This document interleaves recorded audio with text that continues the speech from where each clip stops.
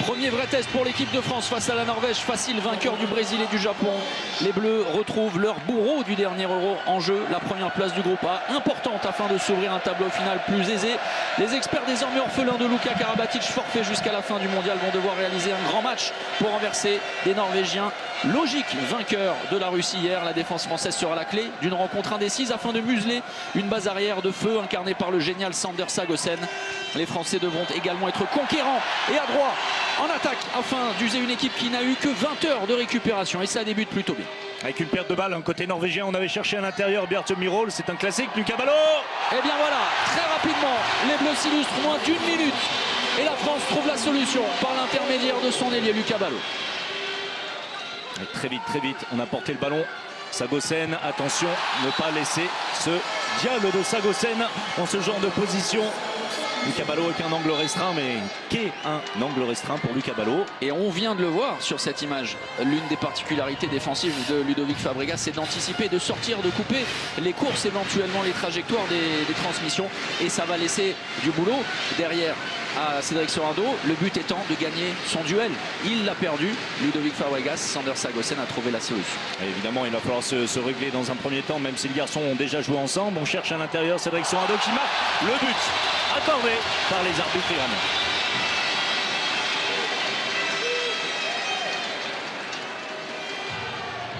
Et c'est Valentin Porte qui trouve à l'intérieur Cédric Sorado. Alors on ne sera pas trop regardant sur les pieds qui traînaient en zone avant que Cédric ne déclenche. On serait certainement revenu sinon à 7 mètres. L'option également dans les buts, on l'a vu, c'est Ule Erevik qui s'est illustré hier uniquement sur un jet de 7 mètres face à la Russie.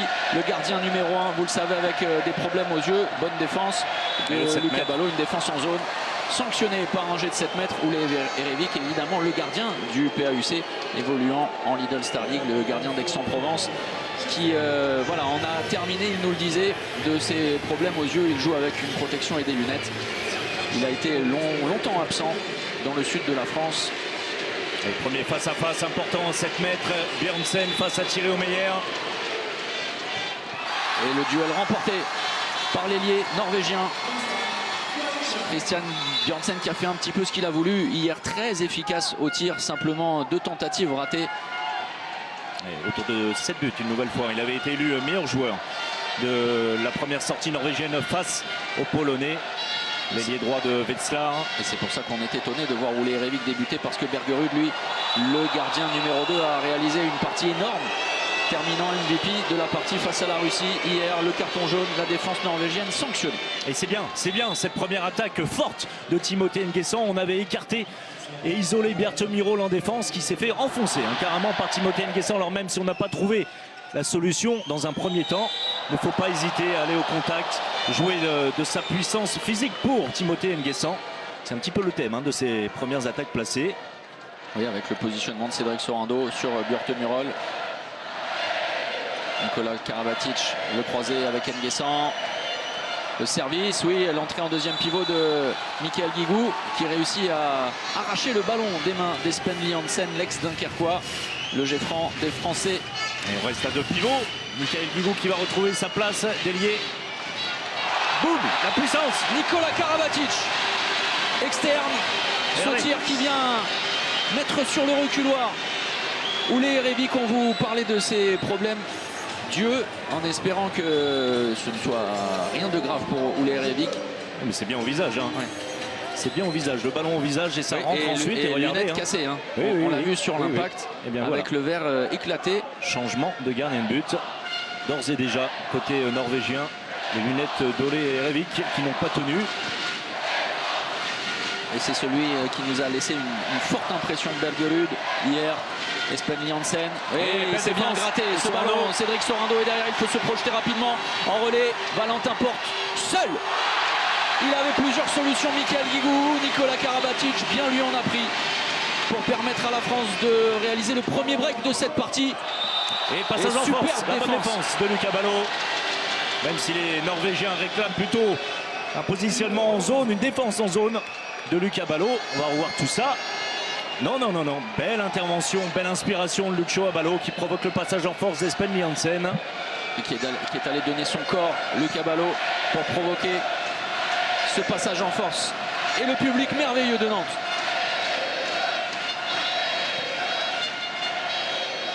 Karabatic avec Nguessan, on libère bien derrière, largement au-dessus cette tentative de Michael Guigou. Là aussi, besoin de réglage en ce début de partie. C'est un petit peu étonnant la part de Mika. En tout cas, belle attaque bien construite. But dans la main droite pour le gaucher. Tonesen, le carton jaune au passage pour Nicolas Karabatic. La puissance, on vous en parlait hier si vous étiez avec nous. La puissance de ce joueur. Très fort hein, dans le haut du corps. Et comme Sander Sagosen tout à l'heure, on parle de l'importance de gagner son premier duel pour un défenseur du poste 3 qui décide de sortir sur le porteur du ballon. Évidemment, quand on le rate, et là c'était le cas de Cédric Sorando, la sanction est immédiate. Et Nicolas Karabatic à la main. On a positionné Cédric Sorando. On joue auprès Nicolas. Allez Valentin. Ce sera un simple 9 mètres. La fermeture de Bjartemiro qui est venu couvrir son numéro 2 de défense, Espen Liansen. Avec Christian O'Sullivan au cœur de la défense norvégienne. Alors ça n'est pas le physique le plus impressionnant, mais il est très intelligent. Il a été battu par Cédric Sorando là-dessus. Et on va peut-être le revoir au ralenti. L'erreur est défensive et elle est vraiment à mettre au crédit. Regardez, de Christian O'Sullivan qui se trompe là aussi face à Cédric Sorando. On est aligné, mais on est aligné à 8 mètres. On ne prend pas en compte le positionnement de Cédric Sorando. Intéressant. Michael Guigou vient de rater un tir largement au-dessus. Il n'est pas en réussite dans cet exercice du jet de 7 mètres. Il tombe face à un gardien qui était en état de grâce hier. C'est déjà un moment important pour Michael Guigou. Pour prendre le dessus. Hein, alors il n'a pas besoin de ça, hein, Michael. Il a une expérience incroyable et un sang-froid du cran. Et l'arrêt, et bien voilà, en échec Michael Guigou. Comme depuis le début de cette compétition à 7 mètres. Attention à Espen Liansen. Tonesen, la bonne sortie en dissuasion de Cédric Sorando. On va repartir sur du jeu placé, effectuer le changement attaque-défense. Pour le moment, Christian O'Sullivan reste sur le banc sur les phases d'attaque, mais on le verra certainement en seconde période prendre la main et décaler ainsi Sander Sagosen qui lui est pour le moment le demi-centre. Oui, il est utilisé avec parcimonie en attaque depuis quelques saisons. Christian O'Sullivan. On a découvert un autre joueur, c'était face à la Pologne, hein, non pas hier, un certain Johan Essen. Le bon contre de Ludovic Fabregas sur Espen Liansen. C'est bien, ça va mettre Ludo en confiance. Si tant est qu'il en ait besoin, il montre une telle maturité. Le jeune, on a tendance à l'oublier, le jeune Ludovic Fabregas. Très bonne lecture. Allez, être fort, être fort, c'est bien, c'est très bien. Il touchait légèrement au visage, Sander Sagosen. Qui s'en étonne. Il peut tout de suite s'y habituer. Ce sera une confrontation LNH, Lidl Star League la saison prochaine. Fabregas, il est passé, attention, Tonesen, il faut être plus vigilant que ça sur le côté face à Tonesen qui, nouvelle fois, réussit à prendre l'intervalle externe et obtient un 7 mètres tout à fait justifié. On va revoir cette action des Berlinois. Mais il est sur le reculoir, Michael. La défense en zone, nouvelle opportunité pour Bjørnsen face à Thierry Omeyer. Battu dans le même secteur et l'égalisation norvégienne 4 partout après 8 minutes 10. Et ça passe pour Bjørnsen qui n'était pas impeccable sur ces jets de 7 mètres depuis le début du mondial.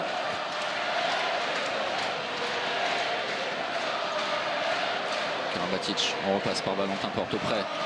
À prendre de la distance, proposer des courses, voilà, c'est ce que fait Lucas Ballot. Le décalage pour Michael Guigou.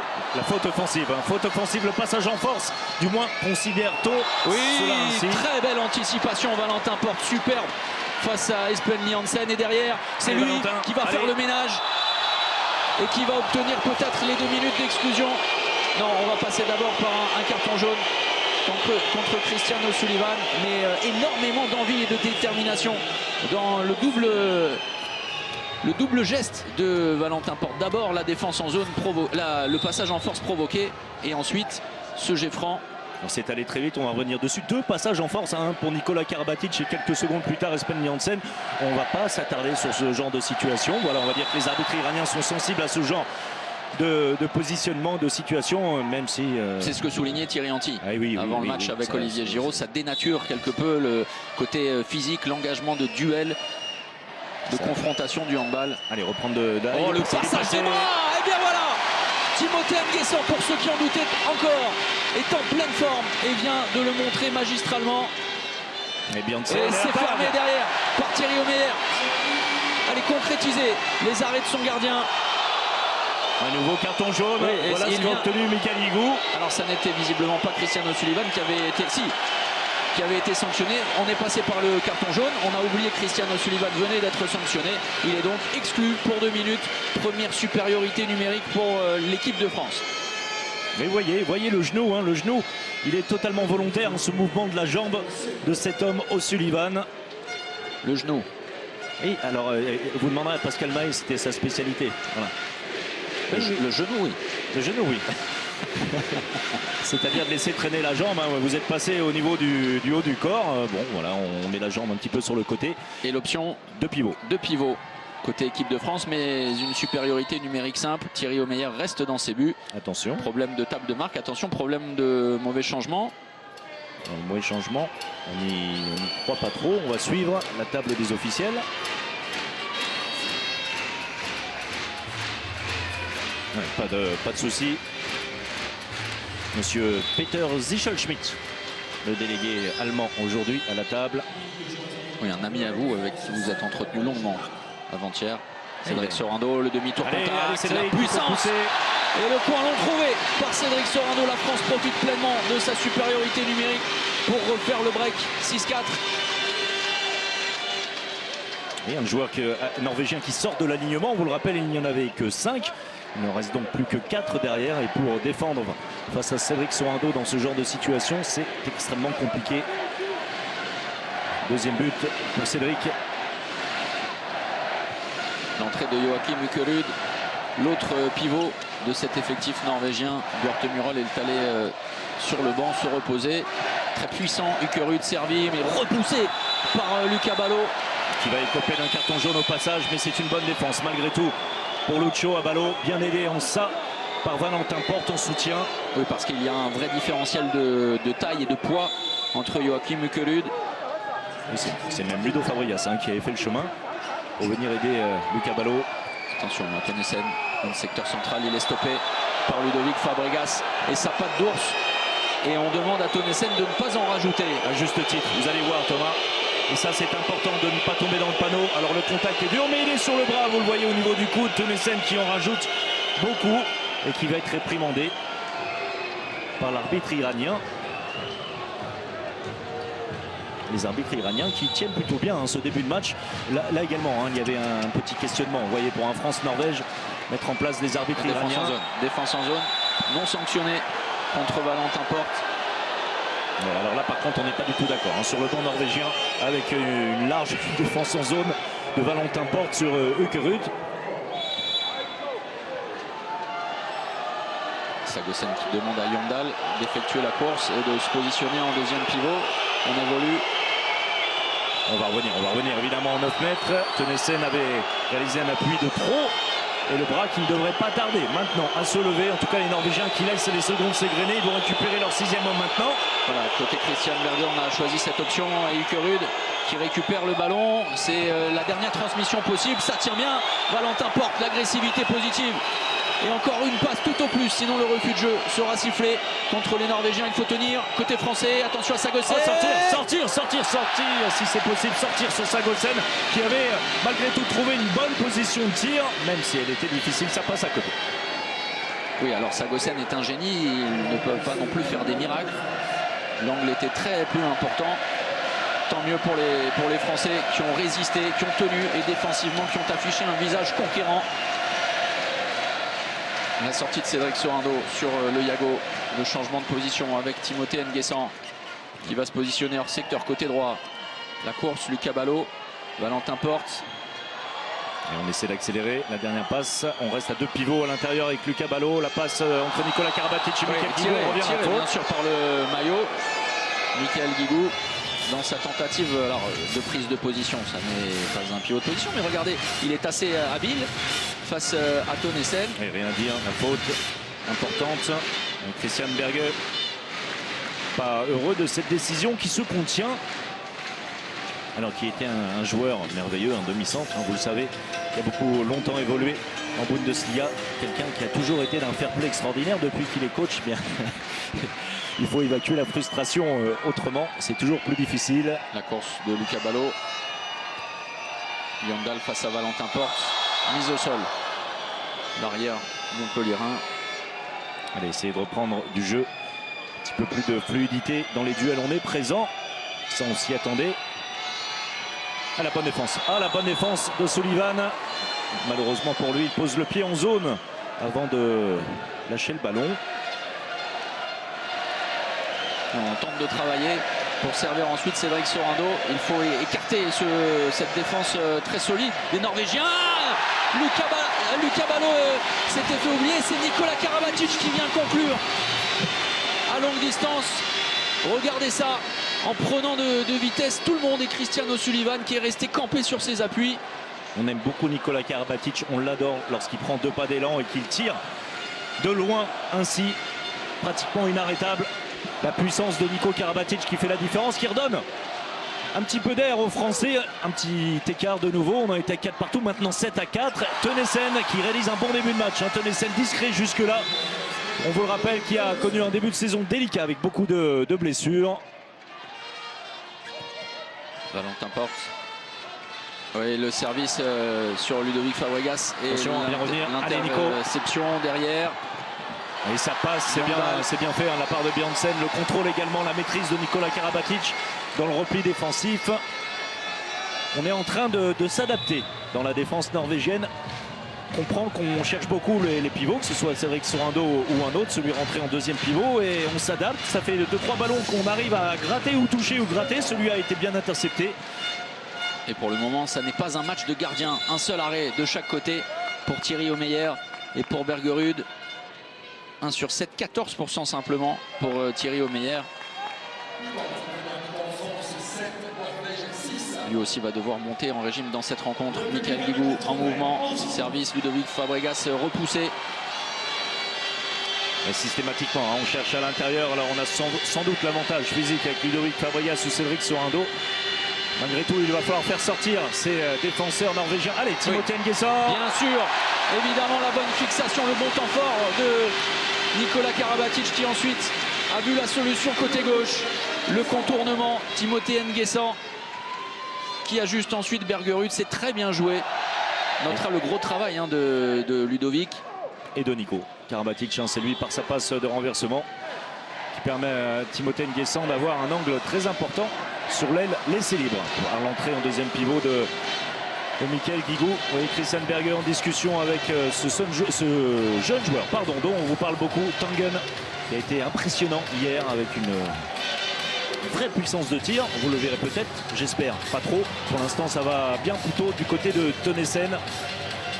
Pas de raison de changer. On arrive à un quart d'heure de jeu. On va peut-être assister aux premières rotations. C'est le cas sur le poste de pivot côté de la Norvège, avec quelqu'un qu'on n'a pas trop vu jusque-là. Gullerud. Attention à Sander Sagosen.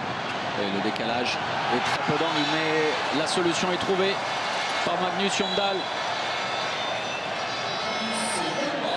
Tu l'utilisais Lucas Ballot avec Nikola Karabatic auprès. La faute est commise. On va se rafraîchir tranquillement et essayer de mettre en place le prochain enclenchement de la part des coachs Didier Dinard, Guillaume Gilles, le temps mort de l'équipe de France.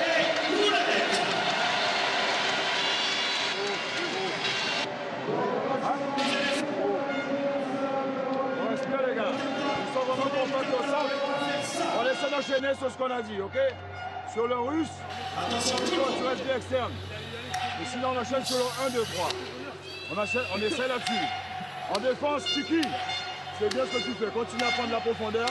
Et Val, quand tu sors à l'extérieur, après que Lucho continue à fermer. Lucho, continue à fermer comme ça. On va continuer. Ok, Nico? Juste adapte. Ce qu'on a dit, tu restes bien externe. Ok, côté Lucho. Et sur le retour, 2, 3, ça va marcher.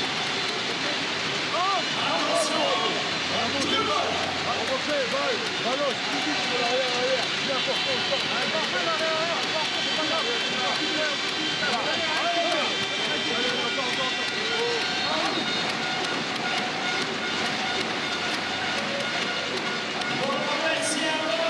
les ajustements de Didier Dinard et Guillaume Gilles. Alors ne nous en voulez pas, hein, quant à l'orthographe du prénom de Timothée, c'est la réalisation internationale qui est ainsi.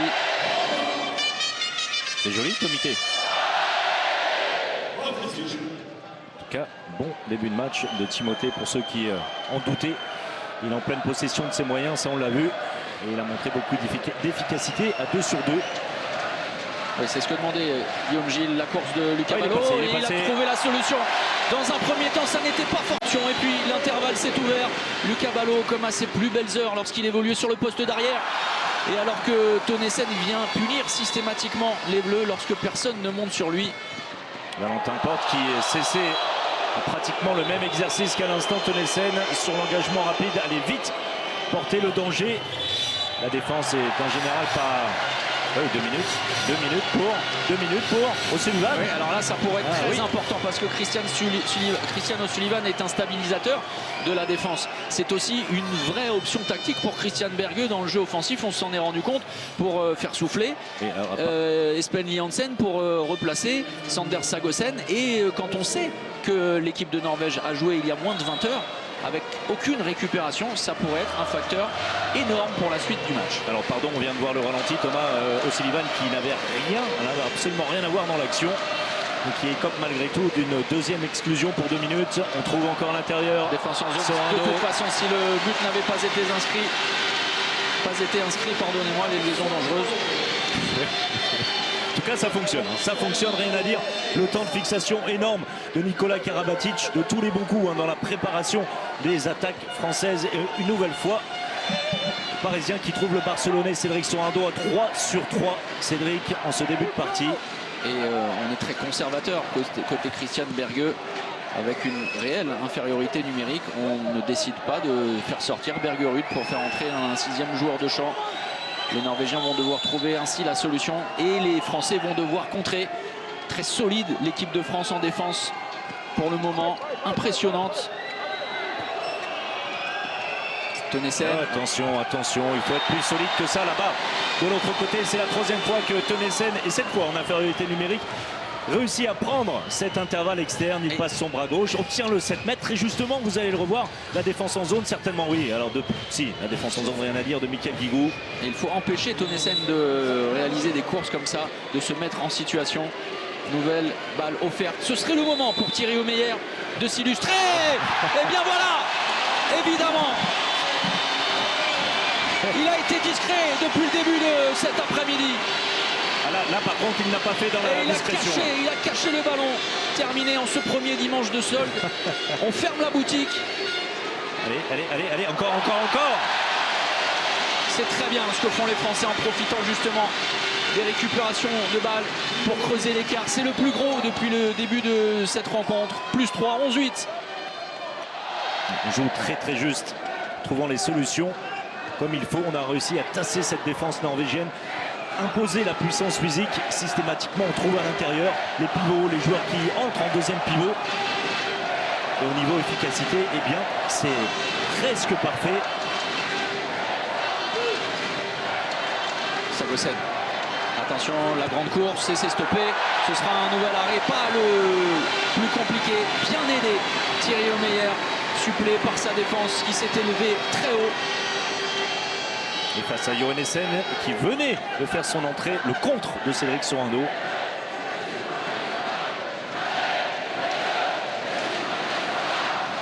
C'est un moment important de cette première période avec des Norvégiens en difficulté en attaque.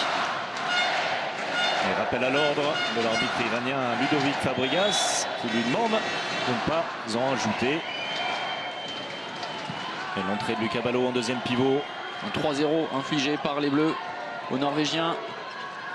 Très bonne situation de supériorité numérique. C'est incroyable. Non, absolument pas d'accord. Ludovic Fabregas qui avait fait le boulot de déménageur. Et on avait défendu en zone clairement côté norvégien. Attention, Sander Sagosen, le bras est pris. Attention, Ludovic Fabregas qui était passé sur cette action. Sagosen a passé son bras, bien repris ensuite. L'entraide indispensable de Lucas Ballot. Si Lucas Ballot n'était pas sorti de son poste 1, Ludovic Fabregas vraisemblablement aurait écopé de 2 minutes de suspension.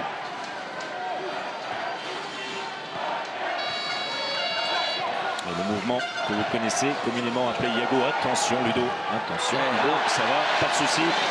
Il avait juste besoin. Fou furieux du côté norvégien. Il avait juste besoin de se chauffer. Thierry Omeyer, version diesel.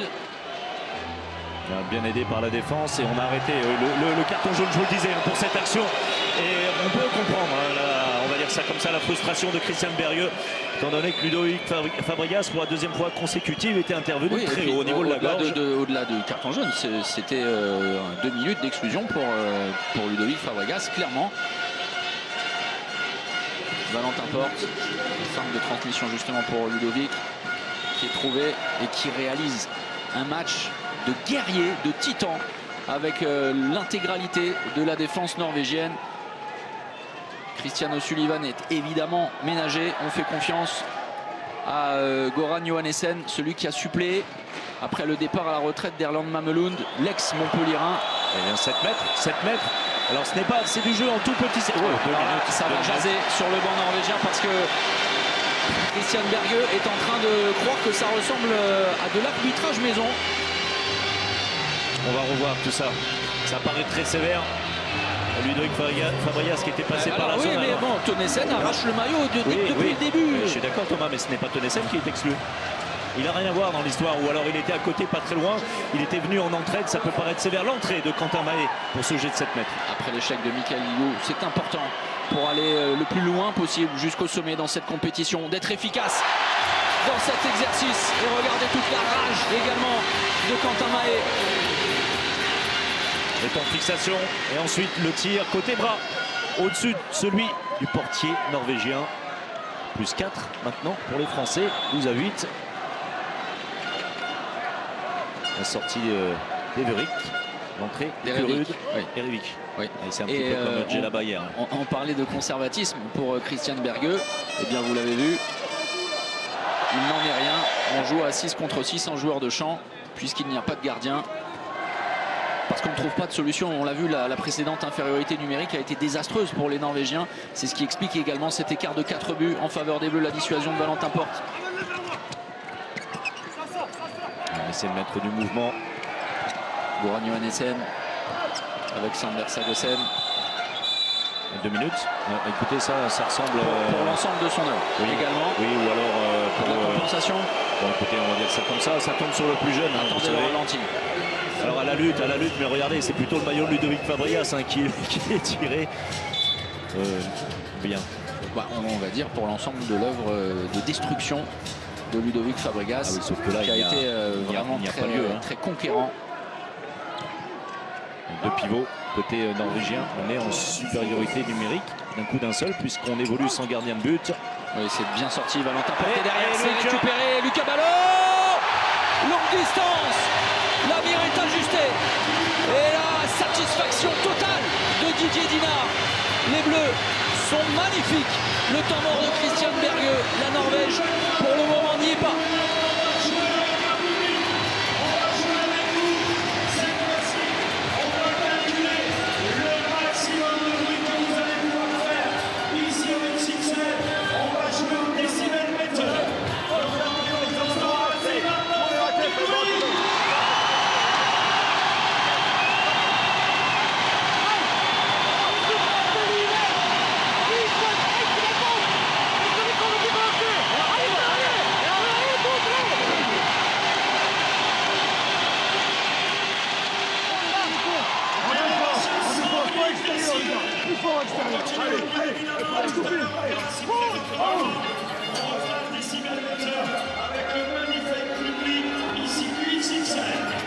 Et l'inquiétude se lit sur le visage de Tonnessen. On l'a aperçu également. Christian Bergueux très inquiet parce que pas de solution. Alors en train de pester, de rouspéter contre certaines décisions arbitrales. Néanmoins, la solidité de l'édifice défensif des Français explique également que les Norvégiens n'ont pas de solution sur l'attaque.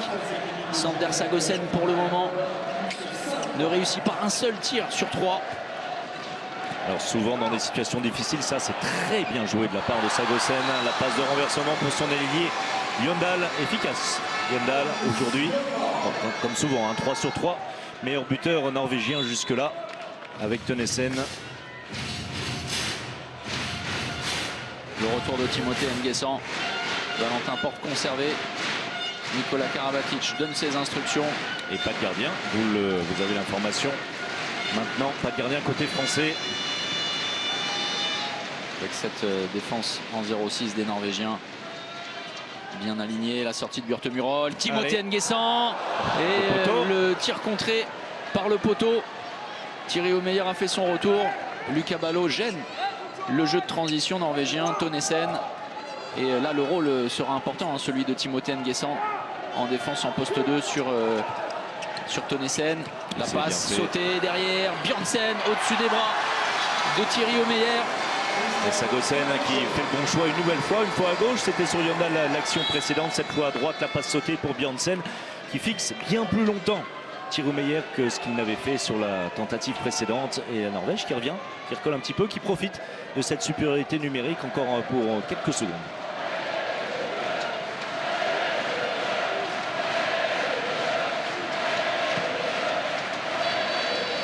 Course de Michael le croisé, non, c'est une feinte avec Nikola Karabatic qui est pris très haut par Sander Sagosen, son futur partenaire au PSG handball. De nouveau au complet les Français. Nikola Karabatic qui annonce le mouvement à venir. Il a placé son pivot, le changement de position avec Timothée Nguessan, le croisé sans ballon tout simplement. Il y a du temps fort, le renversement.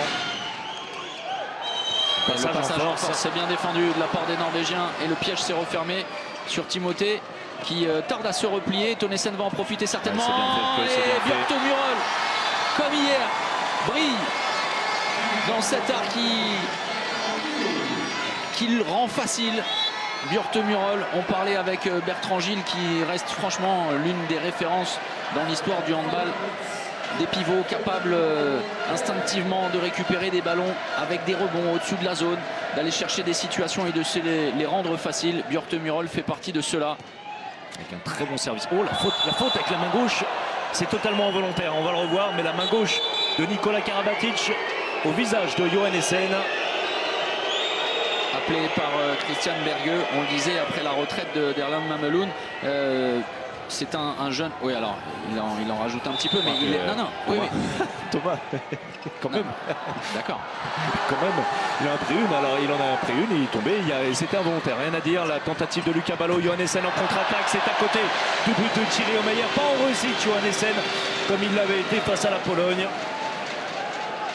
Pas autant qu'il ne l'avait été face à la Pologne, Johannesen, qu'on a très peu vu hier.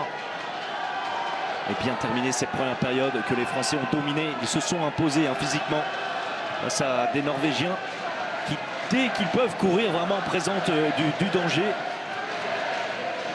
Valentin Porte, très juste cet après-midi. Le 1 contre 1. Et la défense en zone, il est venu emporter avec lui. 7 mètres et 2 minutes. 7 mètres et 2 minutes. Cette décision une nouvelle fois. Et Christian Berge tente de rester stoïque, mais il est en train de bouillir. Il avait gagné son duel. Oui, écoutez au ralenti. Tutoyer, oui, je vous aime beaucoup. Alors, quand Maillot au 7 mètres, c'est essentiel. On reviendra sur cette action, mais au vu du ralenti, effectivement, il était passé, le bras était arraché. Face à Ole Erevik. Il avait choisi le côté bras de tir sur sa première tentative. Parfait. La bonne variation.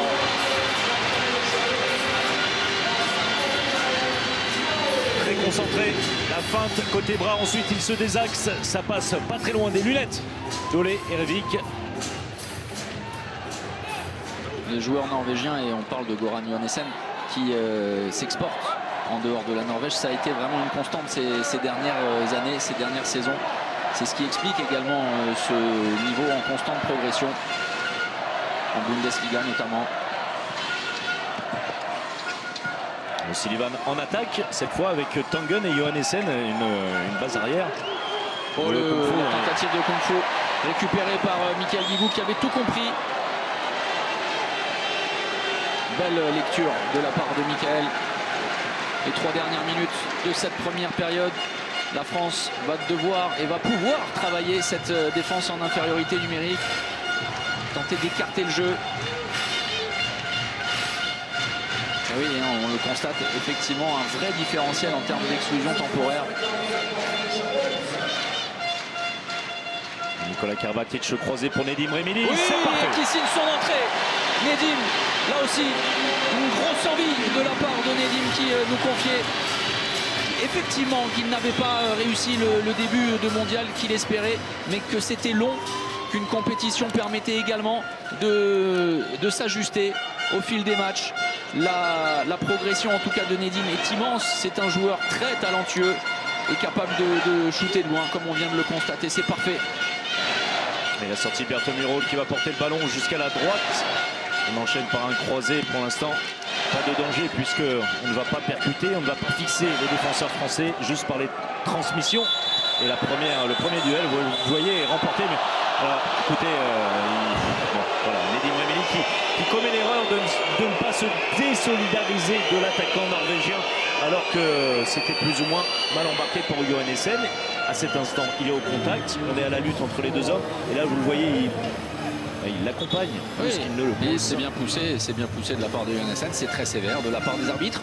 François Xavier, on ne va pas faire de démagogie, de chauvinisme, de populisme, ce que vous voulez. Ça arbitre comme ça depuis le début de l'après-midi, parfois en faveur des Bleus, plus souvent. C'est ainsi, il faut s'en contenter. Voilà. On s'en contente d'ailleurs. Contact. Les Français qui vont peut-être terminer cette première période en infériorité numérique.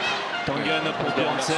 C'est bien joué. Et bien voilà, Thierry Omeyer qui a patienté, on vous le disait, de nombreuses minutes.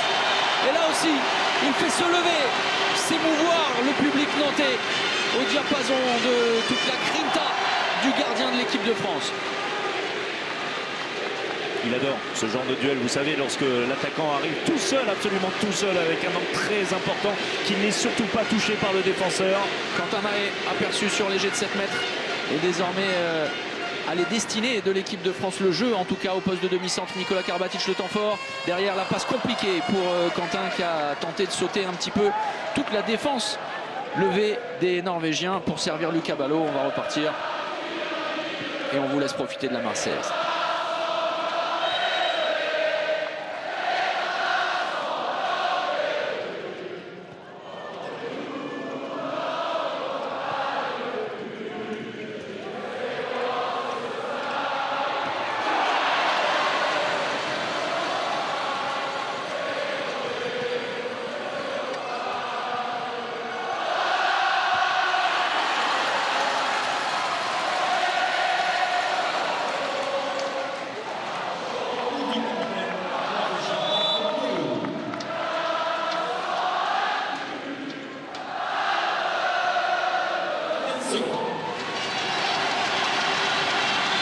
Sublime, la Marseillaise au cours de laquelle la Norvège a refait légèrement son écart.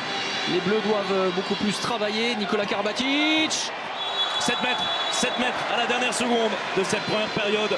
Nicolas Karabatic qui aura œuvré, qui aura abattu un travail monumental en attaque dans tout ce qui est préparation. Alors même s'il n'est pas grand buteur dans cette première période, il aurait été de tous les bons coups. Il obtient ce 7 mètres. Allez Quentin, attention, ce n'est jamais simple comme situation. La mi-temps, la première période est terminée. Être bien concentré face à Ole Erevik.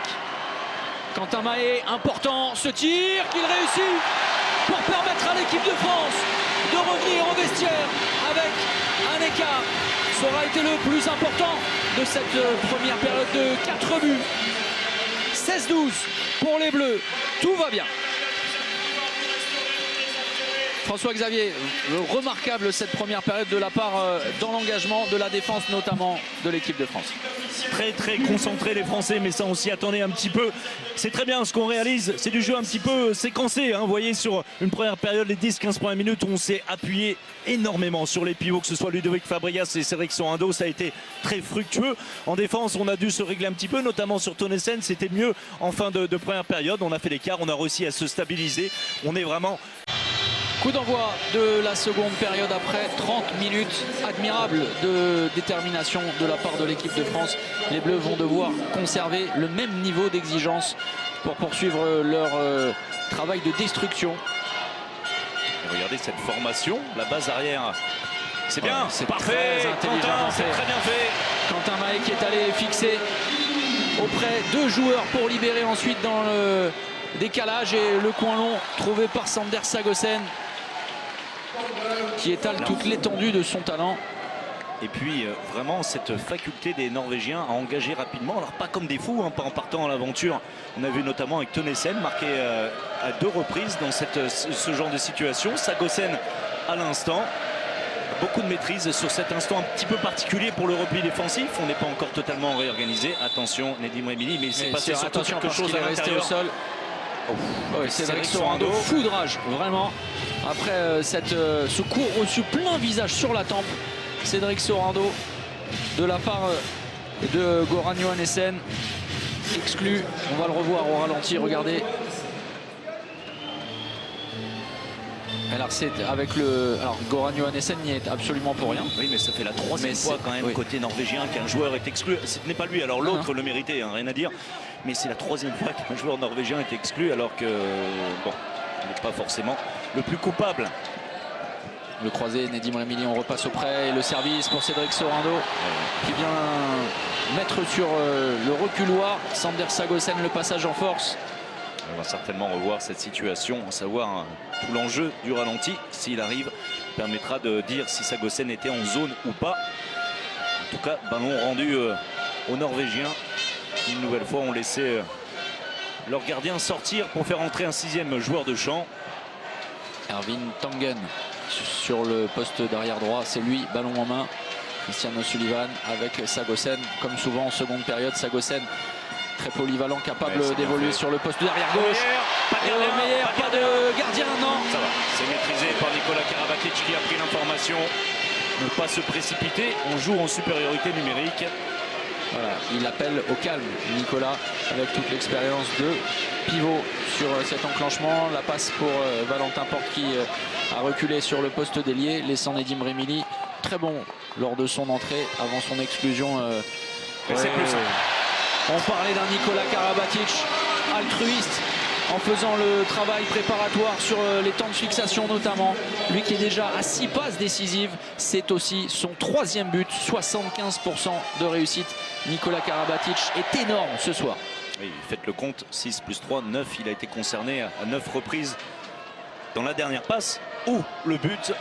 9 buts en tout, si l'on peut dire. Très bon match de Nikola Karabatic qui dissèque la défense norvégienne. Sagosen, Tangen. Le boulot aussi de la défense française. Pour tenter de sortir du jeu. Magnus Gullerud, le pivot et l'échec de Yandal, tant mieux pour les Français. Nedim Remili au bout de son idée. Attention pour les Norvégiens, si cet homme tiré au meilleur monte en régime et met en échec les tireurs norvégiens, ils n'auront la fin. Allez, concentré, c'est bien Quentin Mahé. La fin de décalage pour Mikael Guigou, l'intervalle externe trouvé par Quentin Mahé. C'est remarquable. Et cette option de Quentin Mahé arrière gauche, vous l'aviez vu venir. C'est une vraie option, évidemment, dans le jeu auprès, les 1 contre 1, les duels dans un style alors totalement différent de celui de Timothée Nguessan ou d'autres arrière gauche. Il n'empêche, ça porte ses fruits. La première passe de décalage au retour des vestiaires de Mahé pour Mikael Guigou et ensuite ce but. Sander Sagosen pris par Ludovic Nedim Remili qui est venu fermer, obligeant un tir compliqué de la part du Norvégien. Nedim Remili qui va y retourner. Attention à ne pas être battu sur le duel. On réussit à libérer le ballon une nouvelle fois. Thierry Omeyer battu au premier poteau cette fois par Magnus Jondal. Très beau joueur ce Sagosen, vraiment. Regardez le 1 contre 1 une nouvelle fois. Fait des misères Nedim Remili. C'est la 2e fois consécutive pour décaler son ailier gauche Jondal qui cette fois s'impose face à Omeyer. On a vu Quentin Mahé ailier, demi-centre. Le voici désormais arrière de l'équipe de France. C'est lui qui propose le premier temps fort auprès de l'équipe de France. Pour prendre la distance peut-être. Et non, c'est récupéré. Ce ballon mal contrôlé par Cédric Sorando. Dépassé. Attention, repli défensif avec le rebond. Nouvelle opportunité pour Magnus Jondal. Et en quelques instants, la Norvège est revenue à 4 buts. Attention à bien travailler. Alors c'est par le travail préparatoire, par l'écartement qu'on réussira justement à mettre dans de bonnes dispositions Cédric Sorando. Pas en première intention, c'est certain. Prendre le temps. Vous l'avez dit, le temps de travailler. De temps en temps. Oui, pour le plaisir. Quentin Mahé, Nicolas Karabatic qui réalise franchement un boulot incroyable. Nouvelle passe décisive pour Nicolas Karabatic en offrant vraiment des services sur mesure pour ses partenaires. C'est l'une des premières situations où on voit Sagosen surjouer. L'intervalle externe est trouvé cette fois. Nedim Remili lancé pleine puissance comme lors de son premier ballon touché en première période.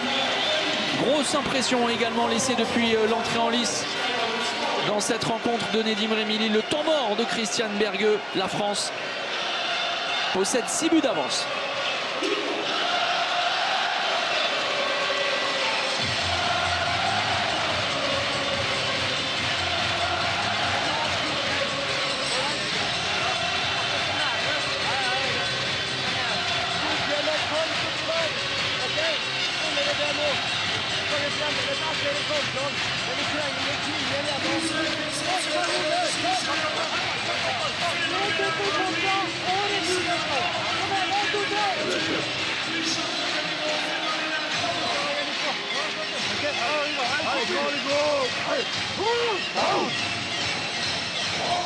Les mots de Christian Bergueux, le revenant.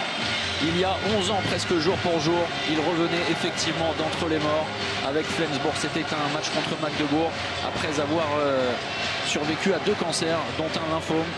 Et c'est ce qu'il partage également, cette histoire très forte avec son pivot Björte Murol. Avec son capitaine. Qui lui a dû combattre un autre cancer des testicules qui touche la masculinité également. On le sait qu'on combat chaque année avec le Movember. Et ce sont 2 histoires incroyables qui scellent des destins à tout jamais. Pour un garçon, Christian Bergueux, qui s'appuie, on en parle assez souvent, mais sur l'expertise de quelqu'un qui, un petit peu comme Claude Nesta, derrière le banc. Kent Harry Anderson, son ancien entraîneur, à Nordhorn notamment. Enfin, c'était l'entraîneur de Murol, plus exactement. Le Suédois qui est un véritable expert. Et ça, alors ça c'est gentiment trop tendre pour battre Thierry Omeyer. On commence à faire tourner le retour de Tønnesen en lieu et place de Tangen. O'Sullivan et Sagosen sur la base arrière, mais on fait tourner sur l'aile, on cherche d'autres solutions. Est-ce que les Norvégiens vont calculer? Pas certain, mais est-ce que l'autre question qui peut se poser, est-ce que les Norvégiens aujourd'hui ont les moyens de renverser l'équipe de France? Pas sûr du tout non plus. Et on a l'impression que plus le temps avance, et bien moins ce sera le cas. Quentin Mahé sur un poste de demi-centre qui travaille autour de Sorando. On réussit. Les Norvégiens n'y sont pas. Et l'équipe de France fait le spectacle à l'image de Mikael Guigou, le magicien. Tønnesen chassé, repoussé. Concentré, très concentré. Nicolas Karabatic. Cette attaque était tellement révélatrice avec le travail à l'intérieur de Cédric Sorando. Quentin Mahé qui tourne autour de lui pour trouver par simple transmission un décalage qui va jusqu'à Mikael Guigou. La finition était parfaite. Oui, la réaction de champion de Mikael Guigou en cette seconde période. Le jet de 7 mètres offert à la Norvège. Très justement avec Ludovic Fabrias qui a l'intelligence. Regardez la dernière passe et le lob parfait de Mika. Regardez la défense en zone de Ludovic Fabrias, mais intelligent de tout de suite se retirer de l'action pour ne pas... Et attention parce qu'il est très chaud, il est bouillant, il est brûlant. Thierry Omeyer face à Sander Sagosen, son futur partenaire. C'est le jeune Norvégien qui prend le dessus avec un bon temps de fixation qui a fait la différence en décalant, vous le voyez, Thierry Omeyer, même s'il l'attendait là. Il le savait, après la vitesse d'exécution a fait la différence. Ça n'a pas suffi, en tout cas, Sagosen qui, même s'il a quelques échecs, la finition, mais toujours dans une situation un peu délicate, montre vraiment qu'il est un joueur complet, un joueur déterminant, un joueur clé dans une équipe. Ouais, attention, la grosse faute, ce sera la sanction différée, sanction différée peut-être, non. Si. Non, non, On non, est en non, train non. juste d'avertir Björtemurol. Oui, sauf que c'était O'Sullivan, Thomas, encore une fois. Oui, alors de toute façon, on ne va pas non plus s'arrêter à chaque fois. Les arbitres sont à la rue, on est clair là-dessus depuis le début de la rencontre.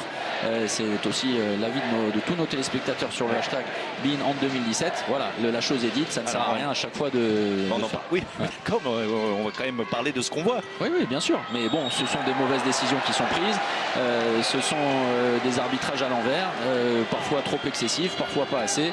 Voilà, c'est-à-dire que c'est comme nous. Parfois, ça nous arrive d'être à la rue. Bien sûr. Et tout le monde le dit. Aujourd'hui, c'est le jour de nos arbitres iraniens.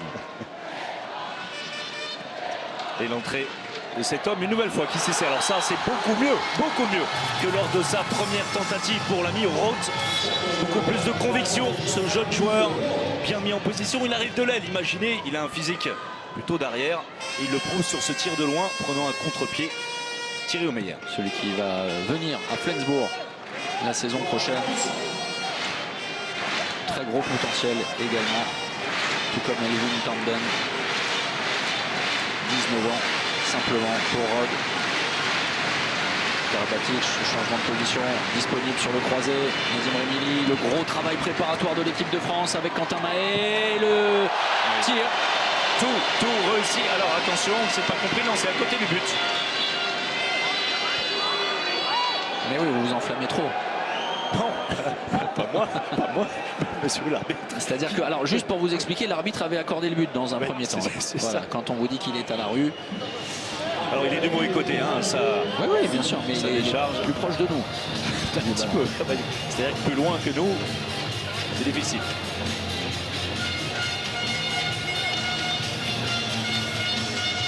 Alors, ça n'est pas le seul en difficulté. L'arbitre de la rencontre, on voit les gardiens complètement à faune ce soir avec la même statistique, 1 sur 11 pour Erevic. Pas besoin de vous donner celle pour de Bergerud puisque je viens de vous dire que c'était exactement la même statistique.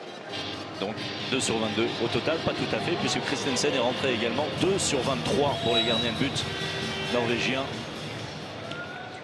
Incroyable contre-performance alors que Bergerud hier a été élu meilleur joueur du match face aux Russes hors secteur. C'est compliqué avec le Schwenker pour trouver une solution.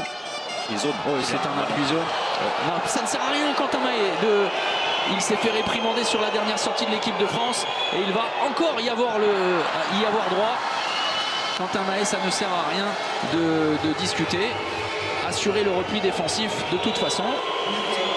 Bien, but de Yondal en face pour les Norvégiens qui profitent de ce moment de doute pour Quentin Mahé qui a mis du temps à assurer le repli défensif. Très performant, vous le voyez, 6 sur 7 pour Yondal. Nedim Remili, longue distance, c'est très facile. Il est mis en position de manière idéale et derrière avec sa force de bras. Il demande à changer sur la prochaine attaque. Nedim Remili, on va voir tout ça. 3 sur 5 depuis son entrée. Une passe décisive, un seul ballon perdu et 2 minutes d'exclusion juste après son premier but. Une nouvelle fois, on essaie de mettre Rod en situation plus à l'aise au tir qu'à la passe, étant donné qu'il perd le ballon.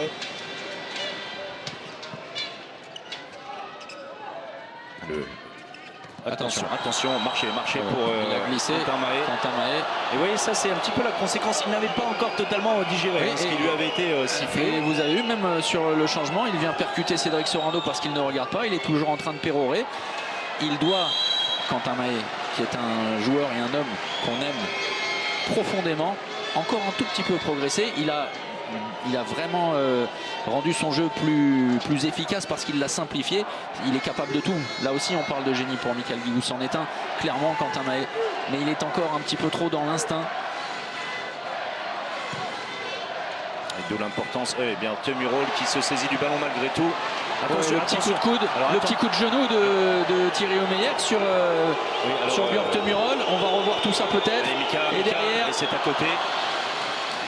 Incroyable l'échec de Michael Guigou. Largement. Regardez, on va revoir ça. Et regardez bien le genou de Thierry Omeyer qui traîne derrière. Voilà, pour récupérer le ballon. Alors dans le mouvement, vraiment dans le mouvement, il y a des précédents entre ces deux hommes qui se connaissent parfaitement. L'un évolué au avec il et l'autre au Rhein-Neckar-Löwen. Ça crée des amitiés. Oui, surtout qu'à l'époque, ce n'étaient pas les deux clubs qui s'appréciaient le plus.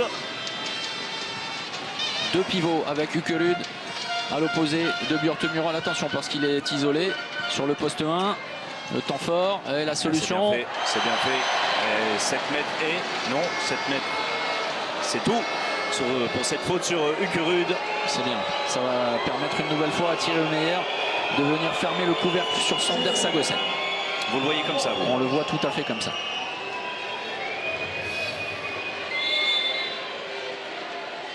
Oh, il est battu et la belle variation dans le tir du jeune prodige norvégien. Avec juste devant nous certaine Stine Oftedal, très heureuse de la réussite de Sagosen. Oui, qui l'a vu souvent dans la capitale française. La joueuse d'ici, Paris. Lorsque son fiancé venait lui rendre visite. Elle est juste devant nous, effectivement. Alors, a priori, sa sœur. Hein. C'est-à-dire dont ce serait l'ami. Enfin, bon, okay. Ah oui, tout à fait. J'avais parlé de Stine Oftedal, demi-centre. Nedim Remili, qui va très très bien dans cette partie.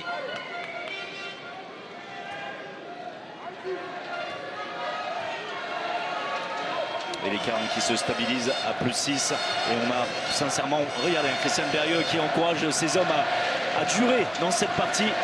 On a l'impression qu'ils pourraient en disparaître, même s'ils restent concentrés, hein, qu'ils font boulot. Sagosen, c'est vraiment très bon. Vraiment. Changement à venir. Vous avez vu Didier Dinard demander à Vincent Girard de se préparer. Il va remplacer Thierry Omeyer. C'est bien fait hein, de la part de Sagosen. Brillant ce joueur. L'entrée de Vincent Girard salué par le public nantais. Thierry Omeyer, 9 sur 27, 33%. Un jet de 7 mètres arrêté sur 5.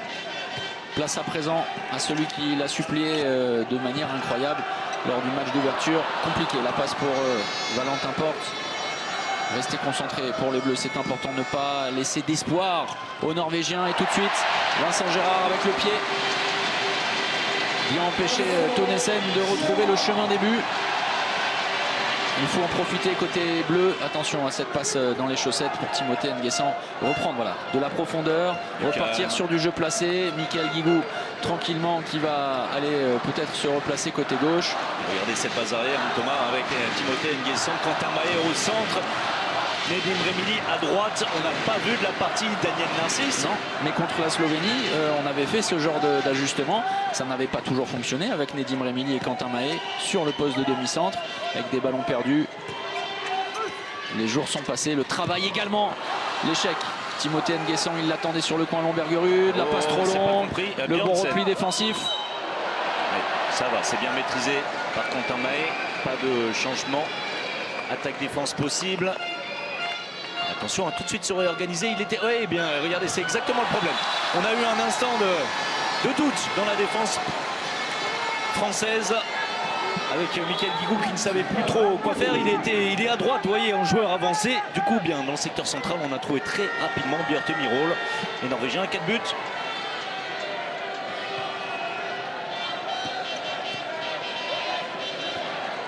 Tonesen, attentif face à Timothée Nguessan. Les Bleus ont besoin du public du Olex XL de Nantes. Mauvais bloc pour Ludovic Fabregas. Le temps faible, clairement, de cette partie. Côté bleu, moins d'impact défensif et un peu plus d'imprécision. C'est normal dans un match d'avoir des temps faibles. La différence se fait lorsqu'une équipe s'impose. C'est qu'elle gère mieux ses temps faibles, ou en tout cas, il passe plus rapidement. Exactement. C'est tout à fait ça. Avoir des temps forts longs et des temps faibles courts. Voilà la solution. Il y a même un entraîneur qui disait en attaque il faut tirer fort dans les coins et en défense ne pas prendre de but. Voilà, c'est plus simple. A priori avec ça vous devriez gagner. Allez, reprendre en défense, c'est l'essentiel. L'essentiel. Avec les hommes forts, hein. O'Sullivan, Tonesen et Sagosen. Attention, bien monté sur lui. Le service s'est refermé. Quelle entrée, ce sera 2 minutes. Hein. 2 minutes. A priori pour Valentin Porte qui sera le dernier relevé. On attend justement qu'il se relève, le Montpellierin. Voilà, c'est fait à l'instant. Au combat, à la lutte, pourtant l'entraide avait été bonne avec Cédric Sorando et Nedim Remili. Les Norvégiens qui vont se retrouver en supériorité numérique.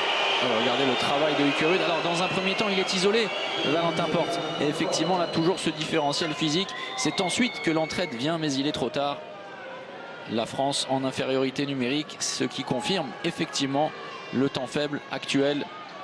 Bien tenir, ne pas laisser surtout d'espoir aux Norvégiens qui avaient profité notamment, souvenez-vous, d'une supériorité numérique lors du 3e tiers de la première période pour revenir un petit peu à hauteur des Bleus. Jeu à 2 pivots côté norvégien en supériorité numérique. Tønnesen et Sagosen derrière. À l'intérieur, Ukerud et Murol. Le renversement de passe, on va repartir sur Sagosen. On va réinstaller le point de fixation à gauche. Sagosen à droite. C'est bien fait. Attention, le bras qui ne va pas tarder à se lever. On ne fait pas action vers le but. Sagosen qui s'est un petit peu trompé. C'est bien fait de la part de Tønnesen. Enrhumé Timothée Nguessan là-dessus sur le 1 contre 1 face à Tønnesen. On va le revoir au ralenti. Regardez. Très bon match. Et derrière, hop, c'est terminé. C'est toujours difficile de revenir comme ça après un déplacement latéral qui vous emmène dans une direction. Alors juste changer. Précision également, on va vraiment se satisfaire de la présence de Timothée Nguessan. On le rappelle, absent lors des 2 premiers matchs, c'est sa rencontre de rentrée. Et Timothée Nguessan a disputé près de 20 minutes, 2 tirs réussis sur 4. Une passe décisive, c'est du très sérieux pour son premier match, on le répète. Manque de compétition. Et le retour de cet homme. Et le retour de cet homme qui est excellent. Vous allez me dire c'est un pléonasme, mais Nicolas joue d'une justesse incroyable aujourd'hui. On ne devra pas chercher très loin pour élire le MVP de cette partie. Nicolas Karabatic qui a été de tous les combats. Avec le temps faible qui a coïncidé alors, avec la sortie de Nicolas. Sa sortie pendant quoi 3-4 minutes, il y a plus. C'est décalé dans les chaussettes. Et ça passe pour Bjørnsen. On a 2 bons alliés côté norvégien. On a la confirmation aujourd'hui. Cette fois, Nicolas qui profite du travail de Timothée Nguessan. Hashtag Bein en 2017. Bein en 2017 pour nous laisser vos commentaires, vos questions, vos remarques. Pendant la fin de cette partie, le but vide. Vincent Gérard sur le banc. 6 joueurs de champ français contre 6 norvégiens. Ne surtout pas perdre la balle, évidemment. Nedim Remili, Ludovic Fabregas de retour, Timothée Nguessan. Le même mouvement, exactement le même mouvement avec cette fois Timothée Nguessan qui essaie de passer dans l'intervalle. La bonne défense commune de Murol et Tønnesen. Le bras est levé. Nicolas Karabatic, le passage de bras, la puissance, c'est le jet de 7 mètres. C'est lui qui fait vraiment la différence. Il vient obtenir les situations. C'est lui qui offre des solutions. Monstrueuse partie, vraiment de l'animal. Nicolas Karabatic, regardez, il vient mettre la viande, il vient provoquer. Et c'est pour Sullivan, c'est la 3e fois qu'il est exclu, le joueur norvégien. La disqualification. Alors, on ne va pas revenir dessus, mais au moins à une reprise, il n'était pas concerné par l'action pour laquelle il avait été exclu, peu importe, le Norvégien qu'on ne reverra pas aujourd'hui et qui est un joueur essentiel dans la défense, même s'il n'est pas extrêmement solide, mais dans le secteur central de la défense norvégienne, il joue un rôle essentiel, un problème supplémentaire pour l'équipe de Christian Berg. Allez, Quentin Mahé, continuer dans cette perfection. Dans ses face-à-face, il est à 3 sur 3. La lucarne pour passer à 4 sur 4. 4 comme le nombre de buts d'avance en faveur de l'équipe de France. Très bien tiré, techniquement maîtrisé, émotionnellement également. À part 2 petites colères tout à l'heure, Quentin Mahé là aussi, mais à l'image de l'intégralité de l'équipe de France, aura livré une sortie admirable, vraiment. Si vous l'aviez connu plus jeune, de petite colère, c'est pas grand chose pour Quentin Mahé. Oui, vous qui l'avez vu naître. Ukerud avec Sagosen. Tønnesen et Laola est parti dans le hall XXL. Tønnesen, oui, Nedim Remili, c'est bien. Le laisser tirer, super la grosse défense.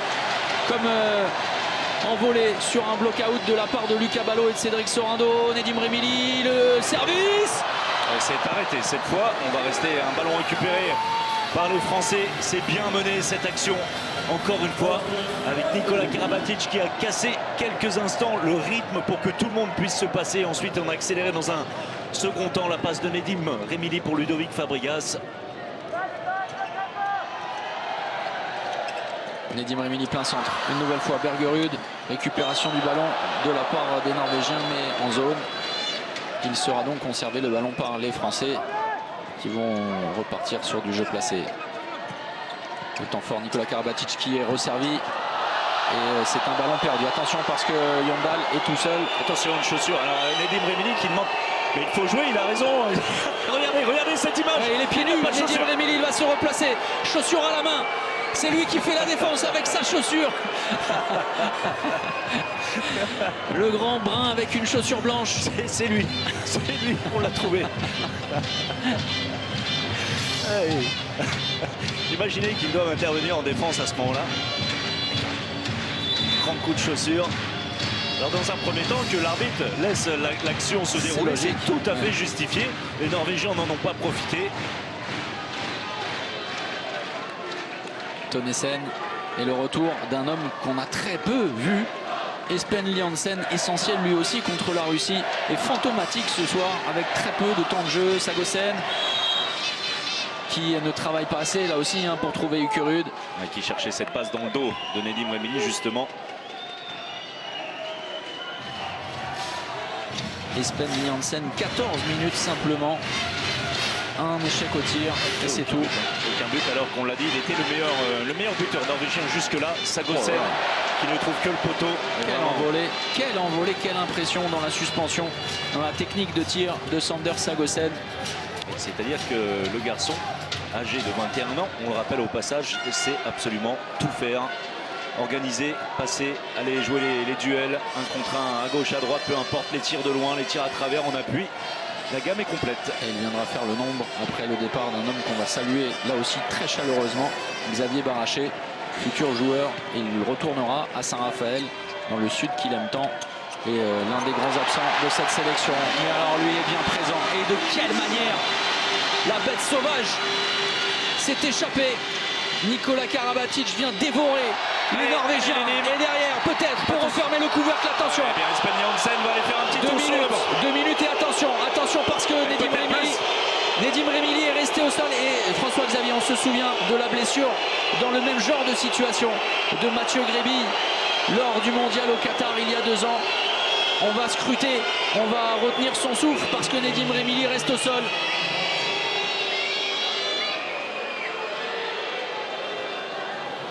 Oui, et tout de suite, regardez, il se tient. Nedim Remili, l'avant-bras. Et alors, on a vécu un coup dur avant-hier. Et on pense à Luka Karabatic qui a dû quitter l'équipe de France. S'il vous plaît, de grâce, épargnez-nous ce genre de frayeur. Ça semble aller, en tout cas on l'espère, pour Nedim Remili. Vous avez raison de rappeler cette situation, c'est identique. Ça c'était mal fini pour Mathieu Gréby.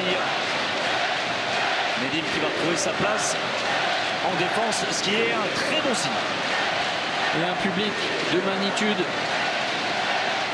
9-7-4, on l'a vu, le département de la Réunion, parce que le All XXL est en train de trembler. Quentin Mahé, lui pour le moment, est resté de marbre. Face à la pression, face à Bergerud, face à Erevik. Le temps est très long. Et en 2 temps, sur le poteau, c'est stoppé par les Norvégiens. Le premier échec de Quentin Mahé. Alors pas aidé par la situation, parce que franchement, il a beau avoir le sang froid comme un serpent.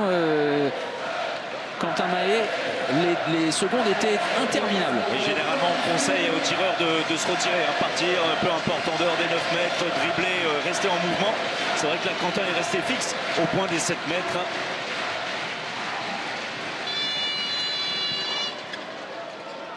Tonnesen avec la sortie de Christian O'Sullivan. On va faire confiance. Et 7 mètres obtenus par Ukerud et 2 minutes pour Valentin Porte. Attention, Valentin a gardé son calme. Le grand frère Cédric Sourando qui vient le prendre en main. essentiel, hein, ces petits gestes dont on ne parle jamais. Mais imaginez que Valentin, comme disaient nos consultants, pète une capsule et encaisse encore une fois 2 minutes et on se retrouve à 2 joueurs de moins, peut-être le carton rouge, etc. Et bien Cédric Sorando, avec tout son métier, maîtrise Valentin. Allez, qui Vincent va Gérard. Allez Vincent. Sander Sagosen a pris 2 fois. Thierry au meilleur. Et bien voilà, Vincent Gérard. Évidemment. Avec le pied qui traînait sur le côté gauche. Il a fait le geste nécessaire. Là aussi la rage de Vincent Gérard. Il n'en fallait pas plus pour le public de Montpellier. Écoutez. Oui, pour le public montpelliérain de Nantes et pour l'ensemble des Français. Mais on imagine et on salue nos téléspectateurs à Montpellier qu'ils doivent être forcément très heureux de la performance et de l'entrée de Vincent Gérard, même si là, il ne peut pas grand-chose parce qu'il était sorti. C'était plutôt la sortie de Vincent Gérard. Et ballon perdu très rapidement dans l'attaque française. Le temps mort, hein, posé par Didier Dinard. 5 minutes 03 exactement de la fin de cette partie.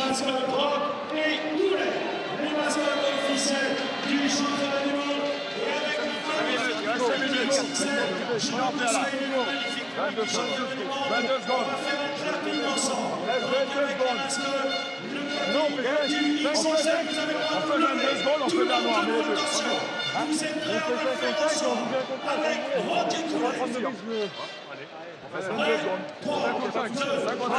Non, ils ont 22 secondes, on fait 6. Et c'est le gardien qui balance le ballon. Voilà, on fait 22 secondes. On fait 2 toupies. On fait 6 contre 7. Voilà. Une toupie, deuxième toupie. Écarte bien à l'arrière gauche. Et le suivant, on fait le spécial. Il part, ça rentre dans la moi. Moi, je peux shooter. Quand tu peux sortir, ça reste automatique par derrière. C'est moi.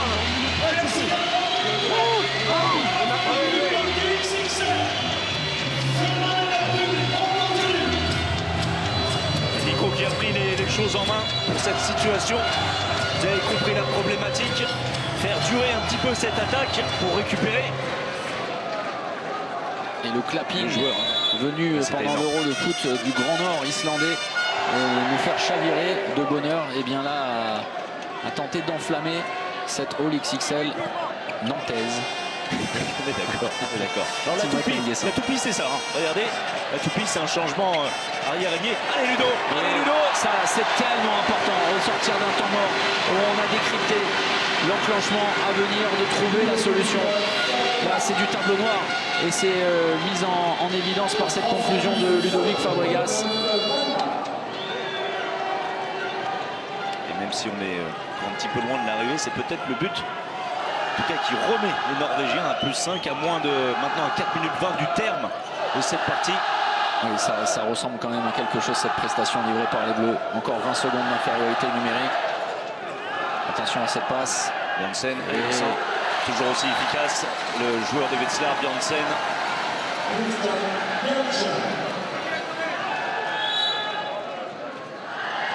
Voilà, inutile de se précipiter. Les Bleus vont patienter encore 2 secondes. Voilà, c'est fait pour le retour du 6e joueur de champ, Timothée Nguessan.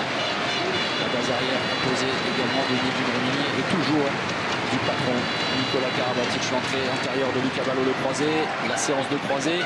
Et derrière, le travail préparatoire, c'est dommage parce que Lucas Ballot a été repoussé par Christian Bjørnsen. Encore une fois, c'est bien travaillé. Un point de fixation sur la droite avec beaucoup de mouvement, beaucoup de pression. Nedim Remini va très bien. Et on va le revoir sur ce tir parfait de Nedim Remini. La légère course intérieure de Lucas Ballot qui vient perturber l'édifice défensif. Hop, c'est terminé. Et le travail de Ludovic Fabregas également qui aplatit la défense norvégienne. Nedim qui en profite. La France va s'imposer ce soir, c'est désormais certain. 3 minutes et 5 buts d'avance au terme d'une partie référence. Oubliez évidemment non pas les interrogations, mais les remarques sur l'adversité relative du Japon, du Brésil. la Norvège est un sérieux client pour au moins les quarts de finale. C'est l'objectif affiché de Christian Berge. Mais pour le moment, ils n'y sont pas. Aujourd'hui, ils n'y étaient pas, malgré quelques coups d'éclat, à l'image de ce tir de Goran Johannessen. Ce qui peut aussi laisser penser à Christian Berge dans les années à venir que Erland Mamelund, qui n'évoluait plus qu'en défense et dont il a pris la place, eh bien, va offrir ce joueur d'autres opportunités, d'autres solutions dans la rotation et donner un peu plus de profondeur au banc. Peu importe. Les Français vont terminer le travail après cette fin d'après-midi géniale. Oui, le passage en force, non, qui n'est pas signalé. Non, ce sera 2 minutes. Alors, bon, écoutez, non, je ne dirais. Non, oui, voilà. Vous savez quoi? Mais c'est ce que je... Ouais. 2 minutes. Alors, 2 minutes. J'aimerais par contre, et c'est un petit peu mon rôle, vous expliquer pourquoi. Tout à fait. Et là, donc, c'est une tentative de clairement de passage en force de la part de Mehdi Mabili, mais qui voit qu'il n'est pas vraiment dans le coup. Eh bien, il retient Johannessen, l'entraînant vers lui. Et donc, c'est une faute flagrante. Et 2 minutes, on peut considérer comme justifié.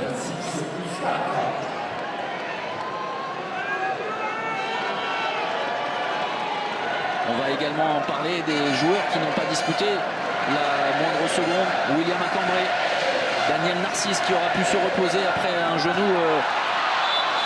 Attention, il y a une faute avec Pierre Temirol qui est très mal retombé sur le dos. Et Olivier Gnocas, voilà pour la fin de la parenthèse. Daniel Narcisse qui aura pu profiter de ce match de repos. Ça n'était pas forcément une option au départ, mais les Français ont rendu des choses faciles. Attention, le rouge. Voilà pourquoi je disais attention, c'est un rouge direct. Thomas. Le rouge, il y aura forcément des choses peut-être pour la suite dans la compétition. Le carton rouge de Ludovic Fabregas. Alors on est encore avant la dernière minute, on est dans les 2 dernières minutes.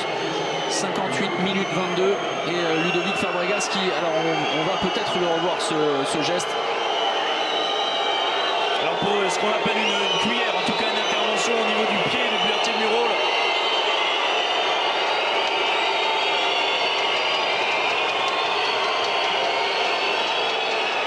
Vous savez qu'il y a possibilité d'utiliser la vidéo. Oui, tout à fait. Et c'est ce qu'a demandé l'arbitre. C'est ce qu'a demandé l'arbitre. Il y aura une vidéo. Oui, alors c'est totalement volontaire. Non, rouge, c'est hors de propos.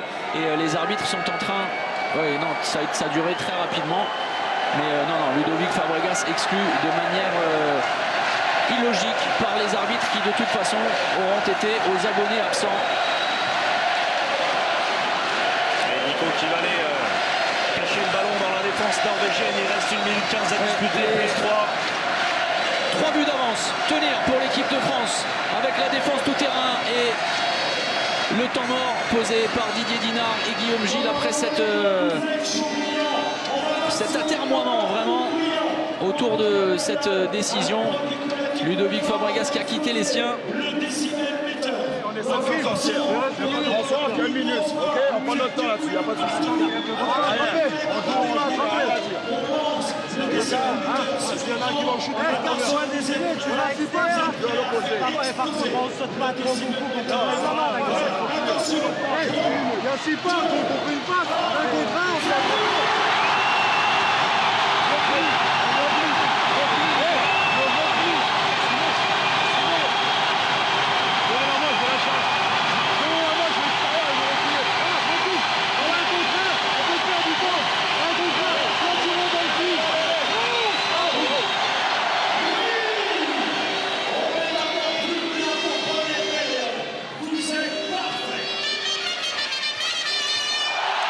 son temps, on a discuté de cette situation. On vous rappelle les données, plus 3 pour les Français, ça vous le voyez, il reste 1 minute 12. Double infériorité numérique, 4 joueurs de champ simplement. Et on vous parlait de la défense tout terrain. Donnez le ballon également à Michael Guigou. Allez, manière de ballon. Et l'accélération. L'oubli total. Il n'en fallait pas plus à Michael Guigou pour mettre un terme définitif à cette rencontre et évacuer tout suspense d'un revers de la main. Peu importe cette dernière réussite des Norvégiens. Quel oubli de la défense norvégienne. C'est surtout qu'on a oublié que c'était Michael Guigou en face. À ce moment-là, Sagosen. Mais ça ne changera pas le sort de cette partie. La France va prendre le pouvoir dans ce groupe A. La France pourra aussi s'enorgueillir d'avoir réalisé une prestation énorme face à des Norvégiens qui figurent clairement comme l'un des outsiders de ce groupe A après avoir battu la Russie. Les dribbles de Michael Guigou aura du Oui, il peut plancher. dribbler à l'horizontale. Et le tir de Nikola Karabatic. Peu importe, C'est bien. la France va s'imposer. Succès énorme des Bleus. 31-28 dans une All XXL phénoménale. Et regardez, hein, la tension est à son summum avec un Sander Sagosen qui vient provoquer du regard Quentin Mahé qui est allé le repousser. Énormément de tension dans ces derniers instants, de la frustration, ça c'est certain, de la part des Norvégiens. Et Luca Ballo qui vient tenter de calmer tout ça. Le futur coéquipier de Sagosen, voilà, qui vient faire une étreinte. Et Nikola Karabatic Oui, qui s'y met attention. face à Björn Murol. Attention parce que ça n'est pas terminé. Et allez, Ces allez, on va derniers aller calmer tout ça. instants sont